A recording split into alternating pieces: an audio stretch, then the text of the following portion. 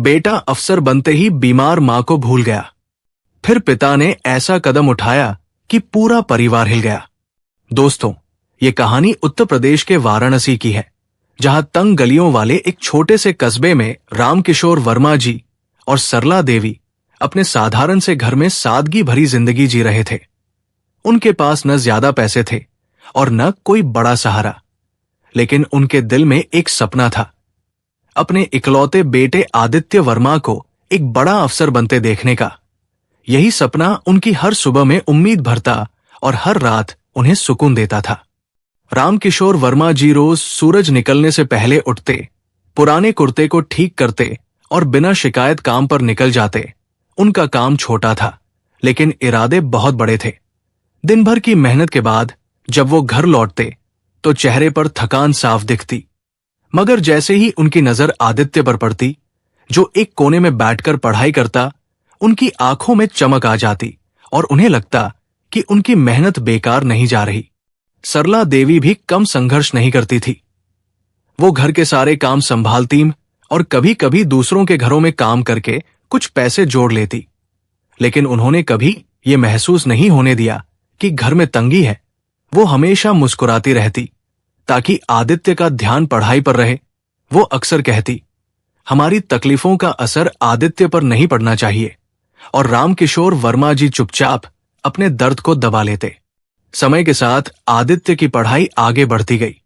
वो शुरू से ही होशियार था और अपने माता पिता की उम्मीदों को समझता था। देर रात तक पढ़ता और हर परीक्षा में अच्छे अंक लाता। उसकी हर छोटी सफलता पर उसके माता पिता की खुशी का ठिकाना नहीं रहता, क्योंकि उन्हें लगता था कि उनका सपना अब सच के करीब है। लेकिन सपनों की कीमत भी होती है, और वो कीमत रामकिशोर वर्मा जी और सरला देवी अपने संघर्ष से चुका रहे थे। एक दिन आदित्य की आगे की पढ़ाई के लिए बहुत पैसे की जरूरत पड़ी। घर में पहले से तंगी थी। उस रात रामकिशोर वर्मा जी देर तक जागते रहे और अंत में उन्होंने फैसला किया, आदित्य का भविष्य सबसे जरूरी है। अगले दिन उन्होंने अपनी पुश्तैनी जमीन गिरवी रख दी, जो उनके पिता की आखिरी निशानी थी। कागजों पर हस्ताक्षर करते समय उनके हाथ कांपे, लेकिन चेहरे पर संतोष था। घर आकर जब उन्होंने सरला देवी को बताया तो उनकी आंखों में आंसू आए, पर उन्होंने मुस्कुराकर कहा, अगर इससे आदित्य का रास्ता आसान होता है तो ये कोई बड़ी कीमत नहीं। ये सुनकर रामकिशोर वर्मा जी का मन हल्का हो गया। साल गुजरते गए, संघर्ष बढ़ता गया, लेकिन उम्मीद भी मजबूत होती गई। आदित्य अब बड़े शहर में पढ़ाई कर रहा था। शुरुआत में वो हर बात अपने माता पिता से साझा करता, लेकिन धीरे धीरे उसकी बातें कम हो गई। जो पहले रोज फोन करता था, अब हफ्तों तक खबर नहीं देता। रामकिशोर वर्मा जी और सरला देवी इसे उसकी व्यस्तता समझकर खुद को समझा लेते, मगर दिल में हल्की चिंता घर करने लगी। एक शाम जब सूरज ढल रहा था और ठंडी हवा चल रही थी, सरला देवी दरवाजे पर बैठी आदित्य का इंतजार कर रही थी, जबकि उन्हें पता था कि वो अब अचानक नहीं आएगा। पास ही रामकिशोर वर्मा जी आकाश की ओर देख रहे थे। उनके मन में कई सवाल थे, पर उन्होंने कुछ कहा नहीं। उस दिन दोनों के बीच एक गहरी खामोशी थी, जिसमें शब्दों की जरूरत नहीं थी, क्योंकि दोनों एक ही बात सोच रहे थे, क्या उनका बेटा उनसे दूर हो रहा है। और इसी चिंता के साथ शाम रात में बदल गई। घर में सिर्फ घड़ी की टिक टिक गूंज रही थी, जैसे समय का एहसास करा रही हो। उसी के साथ रामकिशोर वर्मा जी के मन में एक बेचैनी बढ़ने लगी। उन्हें महसूस होने लगा कि आने वाला समय कुछ अनजाना लेकर आएगा। एक ऐसा डर जो धीरे धीरे उनकी हर सोच पर हावी होने लगा था, और जो अब सच बनने की ओर बढ़ रहा था। और उसी डर की परछाई अब रामकिशोर वर्मा जी और सरला देवी की रोजमर्रा की जिंदगी में साफ दिखाई देने लगी थी, क्योंकि जो बदलाव पहले हल्का सा महसूस होता था, अब वो खुलकर सामने आने लगा था। और वो बदलाव था उनके बेटे आदित्य वर्मा का उनसे बढ़ता हुआ फासला, जो हर गुजरते दिन के साथ और भी गहरा होता जा रहा था। आदित्य अब एक बड़े शहर में अपनी पढ़ाई पूरी करके नौकरी की तैयारी में लगा हुआ था। उसकी दुनिया अब पूरी तरह बदल चुकी थी। नए दोस्त, नई सोच और एक अलग ही जीवन शैली ने उसे घेर लिया था। शुरुआत में वह अपने माता पिता को सब कुछ बताता था, लेकिन अब उसके पास जैसे समय ही नहीं बचता था। फोन की घंटी अब उस घर में बहुत कम बजती थी, और जब कभी बजती भी तो वो बातचीत कुछ ही मिनटों में खत्म हो जाती थी, जिसमें न वो अपनापन था और न ही वो गर्माहट जो पहले हुआ करती थी।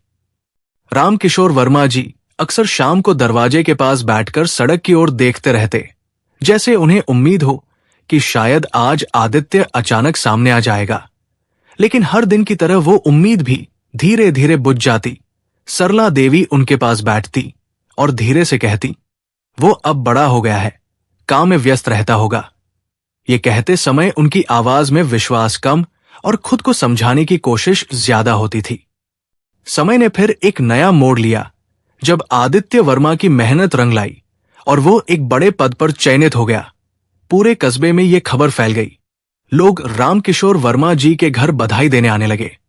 हर कोई उनके संघर्ष की तारीफ कर रहा था, और उस दिन पहली बार कई सालों बाद रामकिशोर वर्मा जी के चेहरे पर गर्व की एक गहरी मुस्कान दिखाई दी। सरला देवी की आंखों में खुशी के आंसू थे। उन्होंने भगवान का धन्यवाद किया कि उनकी मेहनत सफल हुई। लेकिन इस खुशी के बीच एक छोटी सी कमी भी थी। आदित्य उस दिन उनके साथ नहीं था। उसने फोन पर ही अपनी सफलता की खबर दी थी और यह कहकर बात जल्दी खत्म कर दी थी कि वो बहुत व्यस्त है। उस पल रामकिशोर वर्मा जी ने खुद को समझा लिया कि जिम्मेदारियां बढ़ने के साथ समय कम हो जाता है, लेकिन दिल के किसी कोने में एक खालीपन जरूर रह गया था। कुछ दिनों बाद आदित्य पहली बार अपने नए पद के साथ घर आया, लेकिन उसका अंदाज अब पहले जैसा नहीं था। उसके कपड़े, उसकी बातें और उसका व्यवहार सब कुछ बदल चुका था। वो अब अपने ही घर में मेहमान जैसा लग रहा था। उसने अपने माता पिता से औपचारिक तरीके से बात की, जैसे वो कोई रिश्ता निभा रहा हो, न कि महसूस कर रहा हो। सरला देवी उसकी पसंद का खाना बनाकर लाई थी, लेकिन आदित्य ने सिर्फ थोड़ा सा खाया और ये कहकर उठ गया कि उसे बाहर किसी से मिलने जाना है। उस रात सरला देवी चुपचाप रसोई में बैठी रह गई। उनके हाथों से बना खाना अधूरा ही रह गया था और उनकी आंखों में एक अजीब सी नमी थी। रामकिशोर वर्मा जी ने उन्हें समझाने की कोशिश की, लेकिन उनके अपने शब्द भी कहीं खो गए थे, क्योंकि वो खुद भी इस बदलाव को समझ नहीं पा रहे थे। अगले दिन आदित्य ने एक और बात कही, जिसने दोनों के दिल को अंदर तक हिला दिया। उसने साफ शब्दों में कहा कि अब वो चाहता है कि वो शहर में ही रहे और अपने जीवन पर ध्यान दे, और उनके लिए कस्बे में रहना ही बेहतर होगा। उसने ये भी कहा कि वो पैसे भेजता रहेगा ताकि उन्हें किसी चीज की कमी न हो। उसके शब्द सीधे थे, लेकिन उनमें भावनाएं नहीं थी, जैसे वो कोई जिम्मेदारी निभा रहा हो, न कि रिश्ता। रामकिशोर वर्मा जी ने उस समय कुछ नहीं कहा। उन्होंने बस हल्के से सिर हिला दिया, लेकिन अंदर ही अंदर वो टूट चुके थे। सरला देवी ने भी कुछ नहीं कहा। उन्होंने बस अपनी आंखों के आंसू छुपा लिए, क्योंकि वो नहीं चाहती थी कि उनका बेटा उन्हें कमजोर देखे। आदित्य कुछ ही दिनों में वापस चला गया और उसके जाने के बाद घर पहले से भी ज्यादा खाली लगने लगा। अब वहां सिर्फ दो लोग नहीं थे, बल्कि दो अकेले दिल थे, जो एक ही छत के नीचे रहकर भी एक गहरी खामोशी में डूबे हुए थे। दिन बीतते गए और आदित्य का संपर्क लगभग खत्म हो गया। फोन अब शायद ही कभी आता, और जब आता भी तो उसमें औपचारिकता ज्यादा होती थी, अपनापन नहीं। सरला देवी कई बार फोन मिलाती, लेकिन अक्सर कॉल उठाई नहीं जाती। हर बार वो खुद को समझा लेती कि शायद वो व्यस्त होगा, लेकिन हर अनसुनी कॉल उनके दिल पर एक नया घाव छोड़ जाती। इसी बीच एक दिन सरला देवी की तबीयत अचानक खराब हो गई। पहले तो उन्होंने इसे सामान्य कमजोरी समझा, लेकिन धीरे धीरे उनकी हालत बिगड़ने लगी। उन्हें तेज बुखार और कमजोरी ने घेर लिया। रामकिशोर वर्मा जी उन्हें पास के डॉक्टर के पास ले गए, लेकिन डॉक्टर ने बड़े अस्पताल में इलाज कराने की सलाह दी, क्योंकि स्थिति गंभीर हो सकती थी। ये सुनकर रामकिशोर वर्मा जी के पैरों तले जमीन खिसक गई। बड़े अस्पताल का मतलब था ज्यादा खर्च, और उनके पास अब इतने पैसे नहीं थे। उन्होंने तुरंत आदित्य को फोन किया, लेकिन कॉल नहीं उठी। उन्होंने कई बार कोशिश की, संदेश भेजे, लेकिन कोई जवाब नहीं आया।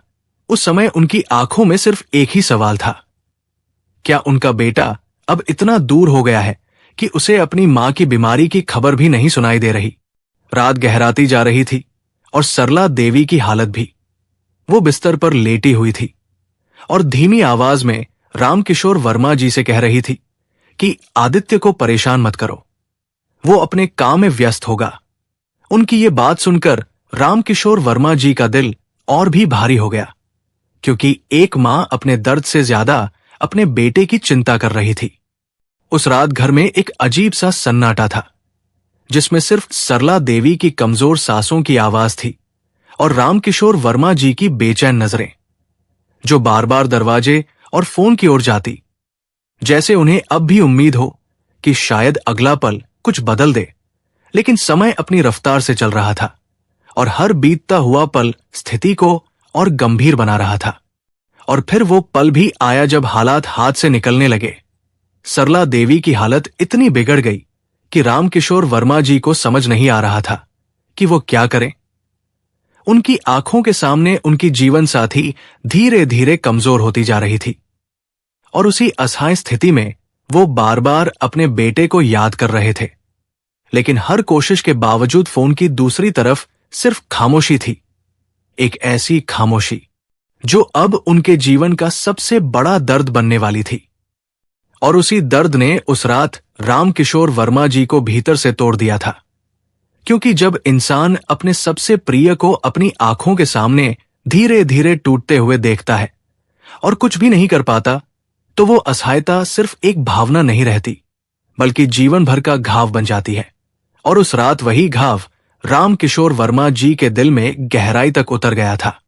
सरला देवी की सांसें अब बहुत धीमी हो चुकी थी, उनका शरीर बिल्कुल निढाल था और आंखों में एक अजीब सी शांति थी, जैसे वो सब कुछ समझ चुकी हों।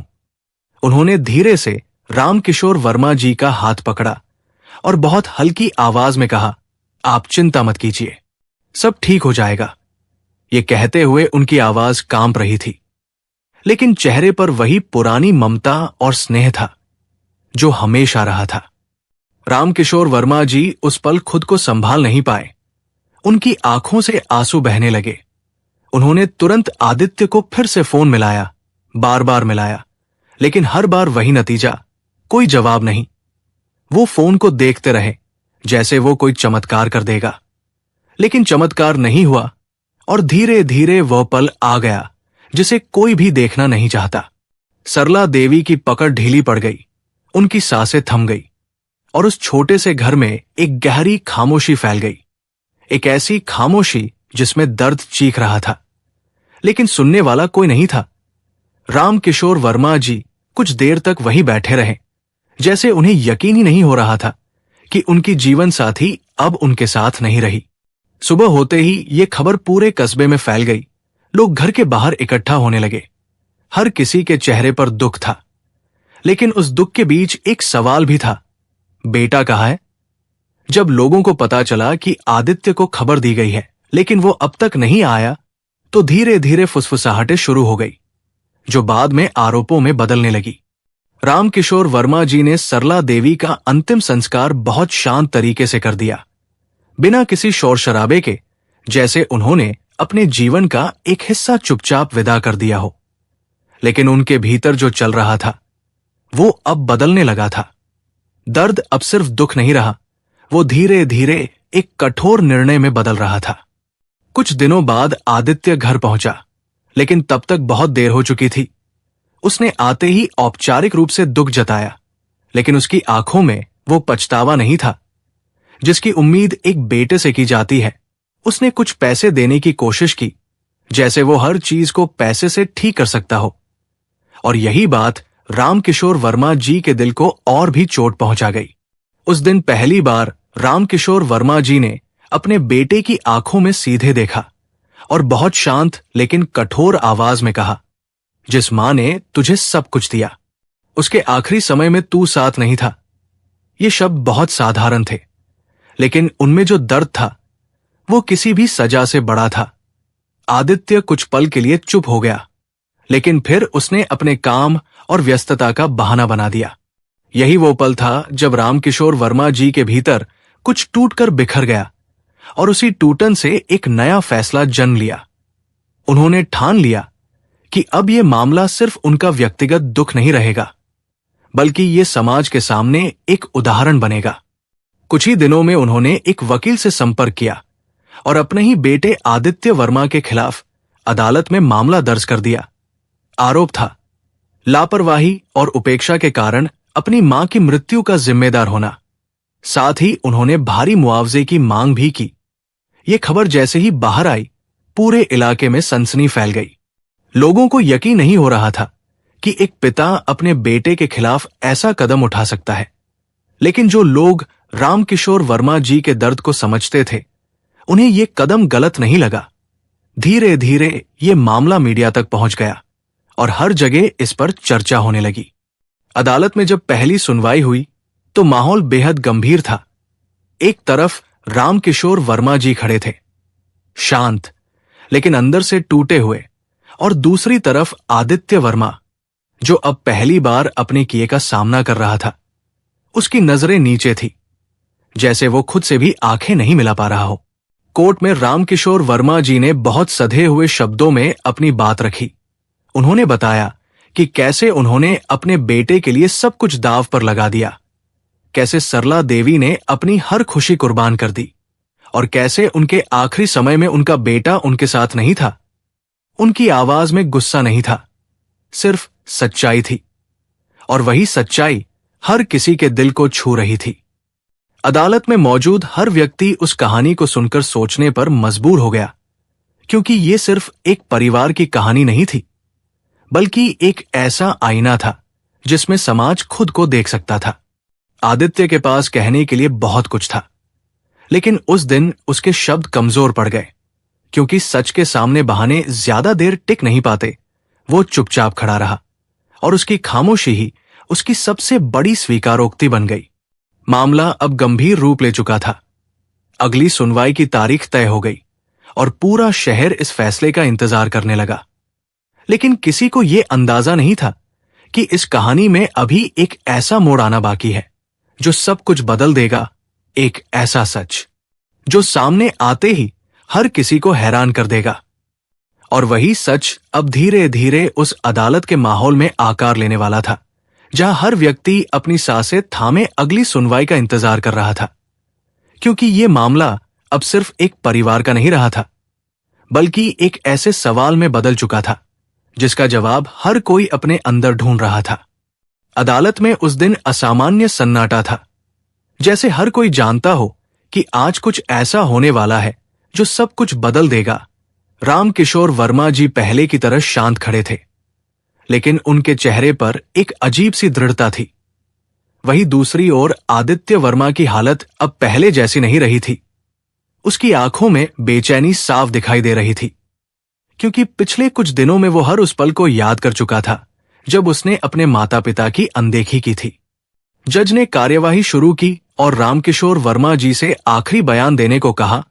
कुछ पल के लिए उन्होंने अपनी आंखें बंद की, जैसे अपने अंदर की सारी ताकत इकट्ठा कर रहे हों, और फिर उन्होंने धीमी लेकिन स्पष्ट आवाज में कहा, मैं आज जो कहने जा रहा हूं वो सिर्फ इस केस के लिए नहीं है, बल्कि हर उस बेटे और बेटी के लिए है जो अपने माता पिता को समय नहीं दे पाते।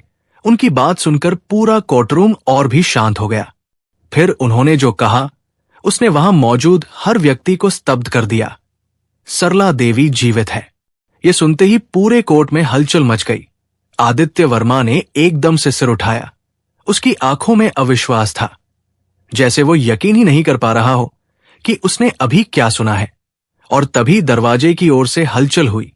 सभी की नजरें उधर मुड़ गई और वहां सरला देवी धीरे धीरे अंदर आती हुई दिखाई दी। वो कमजोर जरूर थी, लेकिन जीवित थी, और उनके चेहरे पर वही ममता भरी शांति थी जिसे देखकर आदित्य के पैरों तले जमीन खिसक गई। वो कुछ समझ नहीं पा रहा था। उसकी आंखों से आंसू बहने लगे और वो वही खड़ा रह गया, जैसे उसका पूरा अस्तित्व उस पल में ठहर गया हो। रामकिशोर वर्मा जी ने आगे कहा कि उन्होंने ये सब जानबूझकर किया, क्योंकि वो चाहते थे कि समाज ये समझे कि माता पिता की उपेक्षा भी एक अपराध है। उन्होंने बताया कि उस रात जब सरला देवी की हालत खराब हुई, तब उन्होंने समय रहते उनका इलाज करवा दिया था। लेकिन उन्होंने दुनिया को यह दिखाया कि अगर समय पर ध्यान न दिया जाए तो क्या हो सकता है। कोर्ट में बैठे लोग अब सिर्फ एक केस नहीं देख रहे थे, बल्कि एक सच्चाई का सामना कर रहे थे। एक ऐसी सच्चाई जो सीधे उनके दिल को छू रही थी। जज भी कुछ पल के लिए चुप हो गए, क्योंकि यह मामला अब कानून से ज्यादा भावनाओं का बन चुका था। लेकिन कानून अपनी जगह था और अदालत ने अपना फैसला सुनाया। रामकिशोर वर्मा जी को झूठी जानकारी और भ्रम फैलाने के लिए 3 महीने की सजा दी गई। यह फैसला सुनते समय उनके चेहरे पर कोई पछतावा नहीं था, बल्कि एक अजीब सा संतोष था, जैसे उन्होंने अपना उद्देश्य पूरा कर लिया हो। फिर जज ने आदित्य वर्मा की ओर देखा और उसे कड़ी फटकार लगाई। उन्होंने कहा कि कानून हर गलती को सजा नहीं दे सकता, लेकिन कुछ गलतियां इंसान को खुद ही समझनी पड़ती है। ये शब्द सीधे आदित्य के दिल में उतर गए। अदालत की कार्यवाही खत्म होने के बाद वो पल आया जिसका इंतजार शायद इस कहानी को भी था। आदित्य वर्मा धीरे धीरे अपने माता पिता के पास गया। उसके कदम भारी थे और आंखें झुकी हुई थी। वो रामकिशोर वर्मा जी के सामने रुका और बिना कुछ कहे उनके पैरों में गिर पड़ा। उसकी आवाज कांप रही थी जब उसने कहा, मुझे माफ कर दीजिए, मैंने सब कुछ खो दिया था, लेकिन अब समझ आया कि सबसे कीमती क्या था। उसके आंसू जमीन पर गिर रहे थे और हर आंसू उसके पछतावे की कहानी कह रहा था। सरला देवी ने उसे उठाया और अपने सीने से लगा लिया। वो मां थी। उनका दिल अपने बेटे के लिए पहले जैसा ही था। उन्होंने कुछ नहीं कहा, क्योंकि कभी कभी माफी शब्दों से नहीं, बल्कि एक स्पर्श से मिलती है। रामकिशोर वर्मा जी ने भी अपने बेटे को देखा। उनकी आंखों में अब गुस्सा नहीं था, सिर्फ एक थकान थी और एक उम्मीद कि शायद अब सब कुछ बदल जाएगा। और उस पल तीनों एक साथ खड़े थे, जैसे समय ने उन्हें एक और मौका दिया हो। लेकिन अब जरा आप खुद सोचिए, क्या गलती सिर्फ आदित्य की थी, या रामकिशोर जी का तरीका भी कहीं गलत था? क्या माता पिता को सबक सिखाने के लिए इतना बड़ा कदम उठाना चाहिए, या पहले ही खुलकर बात करनी चाहिए थी? अगर आप आदित्य की जगह होते तो क्या सफलता के पीछे अपने माता पिता को यूं पीछे छोड़ देते? और अगर आप रामकिशोर जी होते तो क्या यही रास्ता चुनते या कोई और तरीका अपनाते? अपनी राय जरूर बताइए, क्योंकि ये सिर्फ कहानी नहीं, हर घर की सच्चाई हो सकती है। और कहानी दिल को छू गई हो तो वीडियो को लाइक करें, शेयर करें और channel story by R Kumar को सब्सक्राइब जरूर करें। मिलेंगे अगली वीडियो में, तब तक अपना ख्याल रखिए। जय हिंद, जय भारत।